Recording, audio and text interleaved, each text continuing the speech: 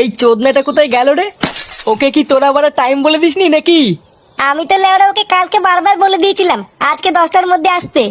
এখন ওই চুদির ভাই যদি না আসে তো আমি কি মাল ছিটবো? আমি বলি কি পল্টুদা, ফুটোর জন্য অপেক্ষা না করে চলো আমরাই দোকানে যাই। হ্যাঁ, আমারও তাই মনে হয়। চল আমরা বরং তাই যাই।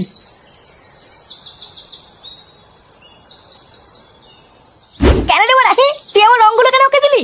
লেওরা আমি সকাল থেকে রঙগুলো বেঁচে বেঁচে এক সাইডে রেখে গেলাম, আর তুই লেওরা সেই রঙগুলো ওকে দিয়ে দিলি? হ্যাঁ আরে বাবা ফুটো, আমিও তো তোমাকে সেই একই রং দিলাম, ওই রংগুলো নিক না। ভোদা বালের কথা নাকি আমার রঙও নিয়ে নেবে? আমার বড় ওই রঙটাই চাই। নে রে, এ তো মহাজালা। এবার আমি কি করি? লেওরা তুই আমাকে চিনিস না, আজকে যদি আমি আমার এই রঙটা না পাই তোর দোকানে গুষ্টি গুদ মেরে দেবো। দেখ চোরের বাচ্চাটা আবার এখানে কখন এলো রে? তাই তো দেখছি গো পল্টুদা, এসে আবার দোকানদারের সাথে ঝগড়াও শুরু করে দিয়েছে। চল তো গিয়ে দেখি কি হলো। কিরে বড়া, তুই এখানে কি গান মারাচ্ছিস?